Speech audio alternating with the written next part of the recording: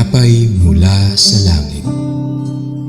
A daily morning devotion with CRC Family.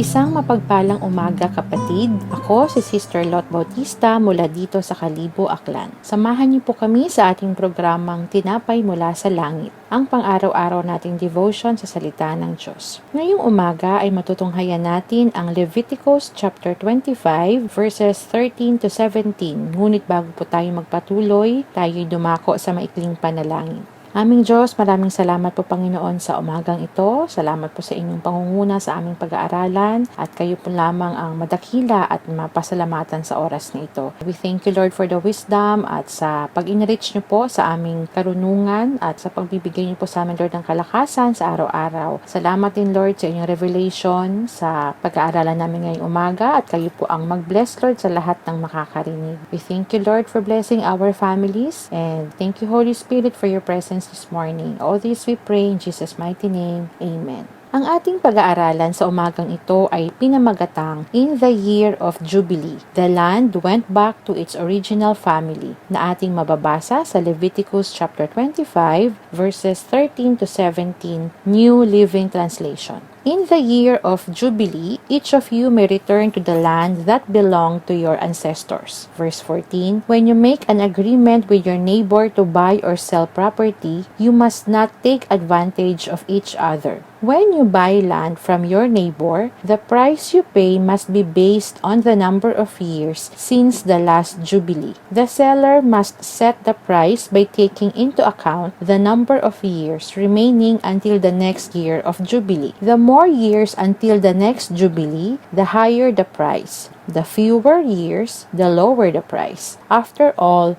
the person selling the land is actually selling you a certain number of harvests. Verse 17, show your fear of God by not taking advantage of each other. I am the Lord your God. Thank you sa pagbasa natin sa salita ng Diyos. Ang ating pong binasa ay bahagi ng chapter 25 kung saan kinausap po ni Lord si Moses sa Mount Sinai at nagbigay nga ng regulations para sa pag-enter nila sa land that the Lord is giving them. Ito ay may pamagat na the year of restoration or the year of Jubilee. Ang Jubilee year ay nagaganap tuwing ika-50 years kung saan ito ay pagkatapos nung ika-7th 7th year o Sabbath year na 49 years in total. Kaya every 50 years po ito nagaganap. Ang verses 13 to 17 na atin pong binasa ay nakatuon sa pagbabalik ng lupa sa mga original owners. Sa verse 13 po, in the year of Jubilee, each of you may return to the land that belonged to your ancestors. Tuwing sasapit ang ika-50 years, ay nababalik sa pagmamay-ari ng bawat pamilya ang kanilang lupain. Atin pong matatagpuan sa Joshua chapters 13 to 21 na noong makarating ang mga Israelites sa Promised Land ay hinati-hati ang lupain sa tribes and families. Ang mga lupaing iyon ay magiging permanent possession ng bawat pamilya kung kaya hindi talaga ito maipagbibili. Sa halip ay for lease lamang. Ang regulation na ito ang nagbigay ng assurance na no family would be permanently prevented from having land. Sa verse 14 po, when you make an agreement with your neighbor to buy or sell property, you must not take advantage of each other. Ang ibang salin po ng you must not take advantage of each other ay do not deal unfairly, do not oppress, and do not cheat one another. Sa pagkakataong magbebenta at bibili sila ng lupa, dapat ang seller ay hindi nagre-require ng more at ang buyer naman ay hindi nagtitake advantage sa necessities ng kanyang kapwa upang bigyan niya ito ng mas mababa sa totoong worth ng lupa.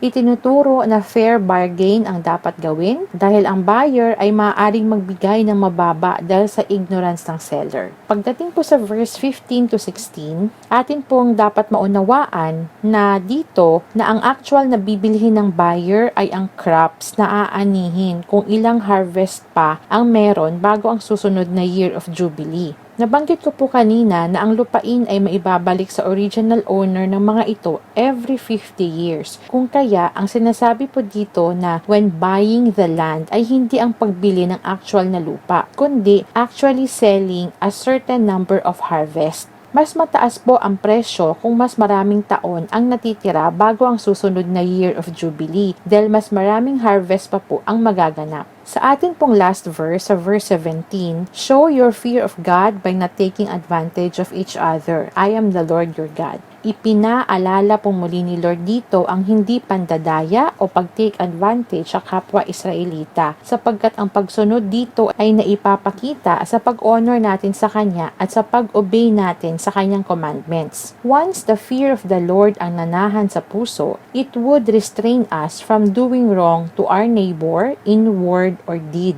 Napipreserve both ang buyer at ang seller from doing what is wrong. Sa situation po ng buying and selling of lands noong panahon ni Moses, dapat po ay hindi na isinasama sa estimate ang sabbatical years para maging just sa both parties. Sa pagsambit ni Lord ng I am the Lord your God, ay dapat ding maunawaan na siya ay omnipresent at omnipotent, kaya nadalaman at nakikita niya all that is done in private at maaring maparusahan niya kung may fraud at oppression man na ginawa. Pagkatapos po nating maaral yung bawat verse ng chapter 25 from 13 to 17, nais ko po kayong iwanan ng 5 R's to remember sa ating binasa ngayong umaga. The first R ay regulation. Ang atin pong pinag-aralan ngayong umaga ay isa sa mga regulations given to Moses when they entered the promised land. At ang rules na ito ay upang magkaroon ng order, gabay at kaayusan. Next po, ang second and third R ay ang release and return. Ang Jubilee ay mula sa Hebrew word na Yovel na ibig sabihin ay proclaim a release. Kung kaya tuwing ito ay sasapit, each of them shall return to their own properties and to their own families. Gaya nga ng nasa verse 13.